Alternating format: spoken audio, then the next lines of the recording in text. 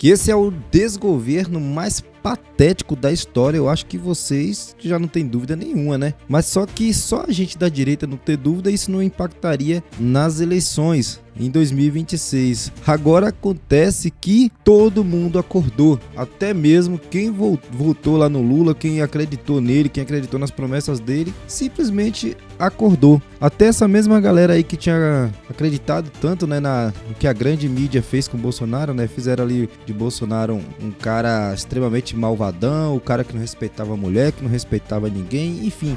Criou-se ali uma narrativa diante de Bolsonaro, todo mundo comprou a ideia e achou que Lula ia vir resgatar o povo desse demônio que eles pintaram que era Bolsonaro. Acontece que a realidade foi outra. Todo mundo viu que o governo de Lula não prestou, ficou 100 vezes pior do que o de Bolsonaro, e isso sem ter pandemia nenhuma. E olha só o que aconteceu aqui: a pior aprovação de todos os mandatos aí que dos 3 mandatos, né, de Lula. Ele teve 3 mandatos e essa foi a pior aprovação deles. Deixa seu like aí, se inscreva no canal se caso você ainda não for inscrito, tá? Lembrando, é muito importante pra gente você deixar o like, se inscrever. Pra você pode não fazer quase diferença nenhuma, mas pra gente faz uma diferença muito grande. Então se inscreva aí, deixa o teu like e vamos lá, vamos acompanhar. Segundo matéria aqui do Infomoney, tá? Essa matéria ela é de cunho, se eu não me engano, da Datafolha, mas tá aqui no site do Infomoney. Acho que quem soltou primeiro foi o Datafolha, tá? Mesmo assim fica os créditos aí, né, pra Infomoney, e a Datafolha, se eu não me engano, que foi a primeira dessa notícia. Eu acho que foi, se eu não me engano foi. A aprovação de Lula cai a 24% e é a pior de todos os seus mandatos, aponta, é isso mesmo, Datafolha. A reprovação de Lula atingiu 41%, um número também inédito para o presidente nas pesquisas do Instituto. Outros 32% consideram o governo regular. Esse regular aqui, você sabe, esse aqui foi quando pegou alguém que é muito doente e não quis dar o braço a torcer e falou que era regular para não dizer que está horrível. A aprovação do presidente Luiz Inácio Lula da Silva caiu para 24% de acordo com pesquisa do Datafolha divulgada nesta sexta-feira, dia 14. O número é pior, e calma aí, tá? Não é só essa notícia não, tem outras aqui que vocês vão ficar chocados também. Uma fala de Haddad aqui mesmo que parece que ele está vivendo em outro mundo. O número é o pior registrado pelo Instituto de Pesquisa em todos os mandatos do petista como presidente da República. A reprovação de Lula atingiu 41%, um número também inédito para o presidente. Lembrando, tá? A aprovação caiu para 24% e a reprovação subiu para 41%, tá? Outros 32% consideram o governo regular. Esse regular é como eu falei, aqueles que estão na corda bamba. E se eu falar ali que tá ruim e tal, eu vou preferir dizer que tá mais ou menos. É o tal do mais ou menos, né? O Datafolha ouviu 2.007 eleitores em 113 cidades na segunda-feira e na terça-feira. A margem de erro é de 2 pontos percentuais para mais ou para menos. No último levantamento feito em dezembro, 35% aprovaram o governo, 34% reprovaram e outros 29% consideravam regular. Agora, olha a mudança disso aqui, ó. De 35% que aprovaram, caiu para 24%. De 34% que reprovaram, subiu para 41%. E o regular, que estava 29%, subiu para 32%. A pior avaliação de Lula no Datafolha como presidente havia sido em outubro de 2005, durante a crise do mensalão. Rapaz, agora ficou pior ainda do que da época da crise do mensalão. A pesquisa divulgada nesta sexta-feira foi realizada após a crise do Pix, ocorrida em janeiro, com a notícia de que o governo passaria a fiscalizar transações superiores aí ao valor de R$5.000 pelo sistema de pagamentos. Rapaz, só tá indo de água abaixo. A reação da oposição, que sugeriu que poderia haver aí um controle indevido e até taxação do Pix, fez o governo revogar a medida, ou seja, fez o governo admitir ali, né? Agora vamos partir aqui para mais uma matéria aqui do Infomoney. Olha o que Haddad fala sobre inflação. Inflação entre 4% e 5% está dentro da normalidade para o Plano Real, diz Haddad. Ministro da Fazenda participa de painel da Conferência do Fundo Monetário Internacional, FMI, em Al-Hulá, na Arábia Saudita nesta segunda-feira, no caso hoje, né, dia 17. O ministro da Fazenda, Fernando Haddad, ponderou nesta segunda-feira que o Brasil tem uma inflação em torno de 4 a 5%. Só na cabeça dele, né, que está relativamente dentro da normalidade para o Plano Real, reforçando que o país deixou para trás o período em que os indicadores de preço superavam o patamar. Ele lembrou ainda que o câmbio e a valorização do dólar no mundo posicionaram a inflação. E agora que deu essa queda no dólar, qual é a desculpa? Porque tudo continua caro no país. Na sua cidade tá caro também? Comenta aqui embaixo, as coisas na sua cidade tá caro ou você viu os preços despencarem por causa da queda do dólar? Porque o dólar caiu. Ele até recomendou as pessoas comprarem dólar a 5,70 porque ele achou que seria uma maravilha. Agora o dólar tá 5,70 e as coisas continuam tudo caro aqui no Brasil. Tudo caro, tudo caro. Isso exigiu a ação do Banco Central, que adotou uma política monetária contracionista para controlar a inflação. Ou seja, né? Deve ser a imprimir dinheiro a roda aí, soltar dinheiro a roda aí para tentar disfarçar, né? Mas não tem jeito não. Com a valorização do real ante o dólar nas últimas semanas, o ministro espera uma estabilização nos preços. Olha, gente, essa valorização do dólar frente ao real aqui, já também vai ser desmascarada. Já vai mostrar a verdadeira cara. Até as Forças Armadas, gente, estão caindo a credibilidade nesse desgoverno de Lula. Olha só essa daqui também da Infomoney, tá? Credibilidade das Forças Armadas despenca e 72% não confiam em instituições militares. Só 24% dizem confiar nas Forças Armadas, ou seja, o mesmo tanto que Lula, né? E 4% disseram saber se confia ou não. É aqueles que ficam até com medo de dar um depoimento, sabendo como é o Brasil, né? A confiança dos brasileiros nas Forças Armadas está em queda desde meados de 2023. E hoje, 7 em cada brasileiro dizem não confiar no Exército, na Marinha do Brasil e na Força Aérea. Só 24% dizem confiar nas Forças Armadas aí. E 4% disseram não saber se confia ou não. Os dados da pesquisa Atlas, elaborada para o canal da TV a cabo CNN Brasil. Olha que essa pesquisa foi para CNN Brasil, tá? Agora, pessoal, vamos ver aqui, né, o pessoal do Auriverde falando a respeito aí dessa despencada aí, né, da aprovação do Lula. Lembrando, pessoal, para quem não deixou um like ainda, deixe seu like, eu vou aumentar aqui a velocidade para a gente acelerar esse vídeo, ok? Uma pesquisa Datafolha divulgada pelo jornal Folha de São Paulo na sexta-feira aponta que 24% dos eleitores brasileiros aprovam o governo do presidente Luiz Inácio Lula da Silva e que 41% reprovam. Dos entrevistados, 32% avaliam o governo como regular e 2% não souberam ou não responderam. Segundo o Datafolha, é o pior nível de aprovação em todos os 3 mandatos do presidente Lula. E a reprovação também é recorde. Antes, Lula havia atingido 28% de ótimo e bom em outubro e dezembro de 2005, no auge da crise do mensalão, em seu primeiro mandato, que ocorreu de 2003 a 2006. Já o maior índice de ruim e péssimo tinha sido registrado em dezembro de 2024 e foi de 34%. Esse levantamento ouviu 2.007 eleitores de 113 cidades entre segunda e terça-feira, dias 10 e 11 de fevereiro, e a margem de erro é de 2 pontos percentuais para mais ou para menos. Pitoli. E aí, Olavo? Acho que é o que a gente tem dito aqui já há algum tempo. A percepção vem quando dói no bolso. E pelo jeito o bolso está bem doído, hein?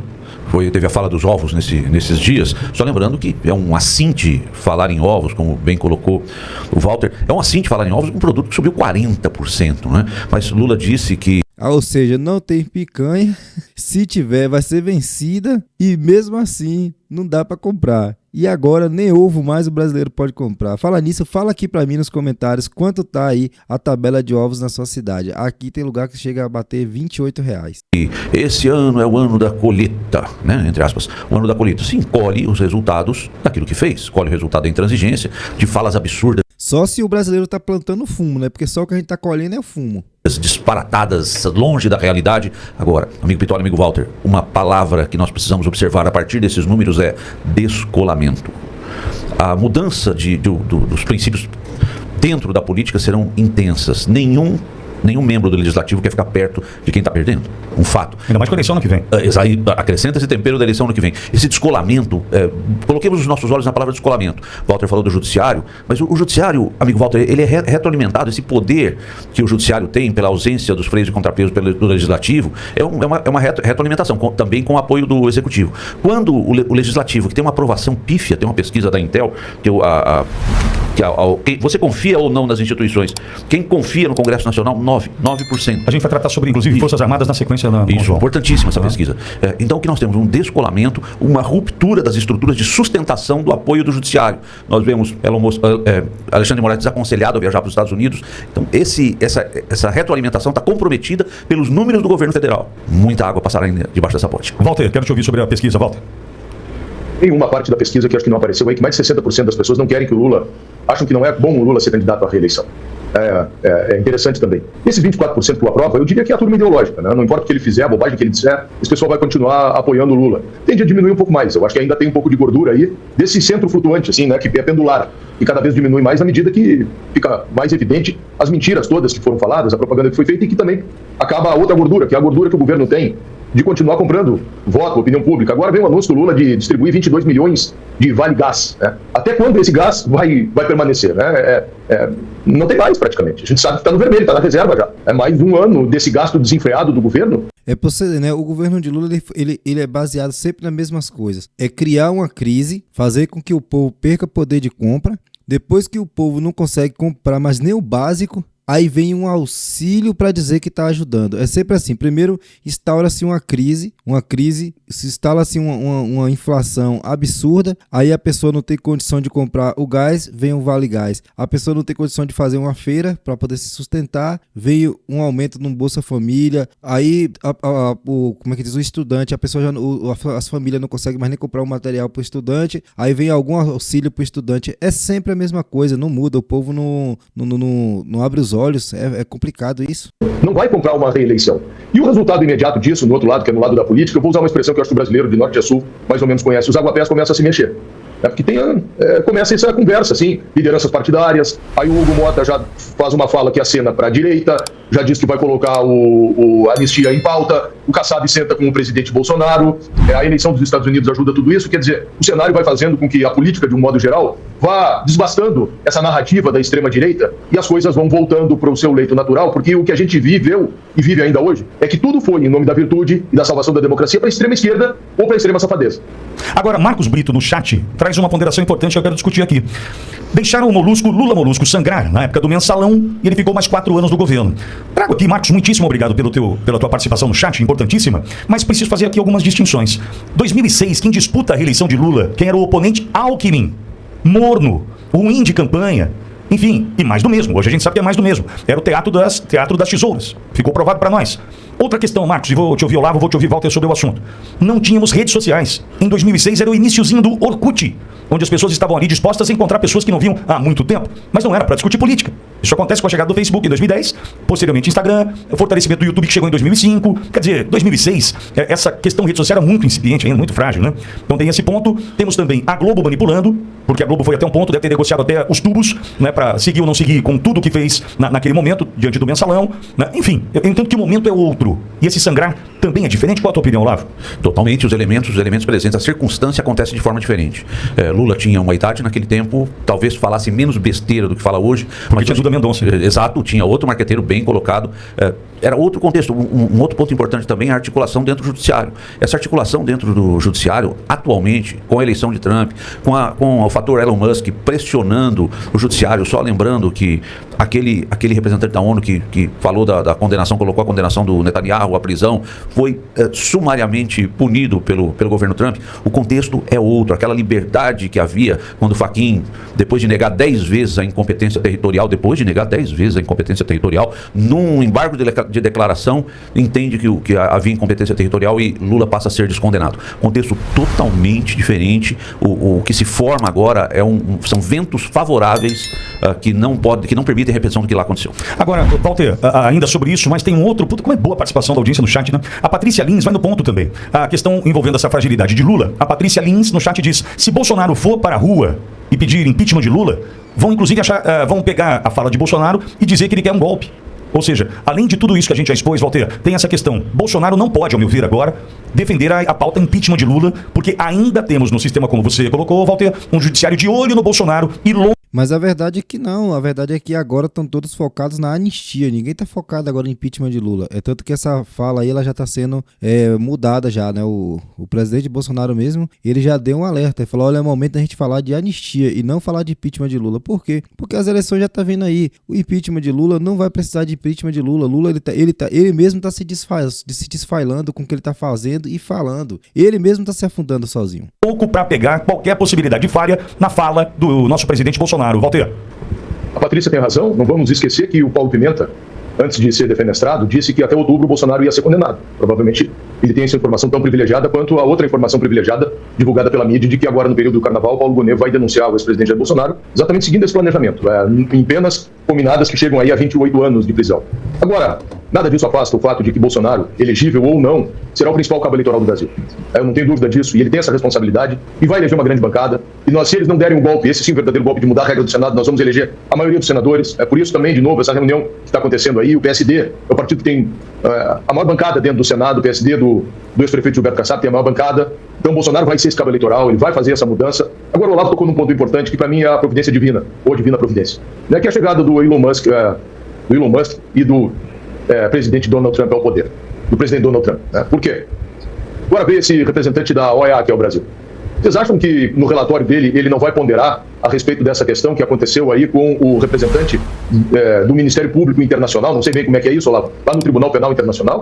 Esse cara está morando o Pedro Vaca, por mais parecido que seja com o Jean Willis, por mais inclinações que tenha a esquerda, por mais que a esquerda tenha dominado as universidades e a partir daí as carreiras públicas jurídicas do Estado brasileiro, do Estado americano, do Estado latino-americano, do Estado europeu, do Estado internacional, por mais que ele tenha essas inclinações e essa aparência, vocês acham que ele não vai ponderar na hora de produzir esse relatório? De repente o cara é expulso dos Estados Unidos, tem os seus ativos cancelados, será que ele está disposto a isso? Porque nós estamos vendo, graças a Deus, a que o governo americano está disposto. Só que o sistema ainda vai tentar. Semana passada o ministro Gilmar Mendes falou que nós temos que, eles, regular as redes sociais. Desesperadamente, nesse momento, eles vão buscar gastar a bala de prata para fazer isso. Os dois últimos movimentos do manotaço do afogadilho serão condenar Jair Bolsonaro e regular as redes sociais. É o desespero. Porém, o que eles não contavam é com a eleição de Donald Trump, que é o antídoto para tudo isso que está acontecendo e a forma como ele está agindo, a inundação da zona, para deixar essa turma em pavor e pânico e dizer que a gente já descobriu o remédio e agora nós estamos aplicando o remédio. Bom, tem mais uma informação? Pois não, Olavo? Perdão, não pode deixar passar, Walter. O Pedro Vaca é uma mistura, também se acrescenta, além do Jean Willis, do Cacai. Lembra do Cacai, aquele advogado que entra de bermuda no STF? Fez o pagodinho da vitória. Pagodinho da vitória. Só uma coisa, se o Pedro Vaca negar o óbvio está posto. Mas eu coloquei isso na sexta aqui, Olavo. O Walter. O cara se encontra com o Bolsonaro por 50 minutos. Como é que ele não vai citar o presidente Bolsonaro no seu relatório? Ele escolheu. Se ele negar o óbvio, ele está entre a credibilidade e a carreira dele e uma posição ideológica. Vamos ver como ficará. Pois é, pessoal, o negócio tá feio. E outra coisa, viu? Depois desse movimento aí, que o povo vai pra rua em março, depois das manifestações de março aí, eu quero ver como é que vai ficar, porque eu acredito que a coisa só vai piorar aí e esse desgoverno de Lula vai afundar cada vez mais. Deixa seu like, se inscreve e compartilha muito esse vídeo. Eu vou deixar pra vocês aqui no comentário fixado também um outro vídeo para vocês estarem assistindo, beleza? Obrigado, pessoal, pela audiência, tudo de bom e deixando os créditos aí para o Jornal da Auriverde.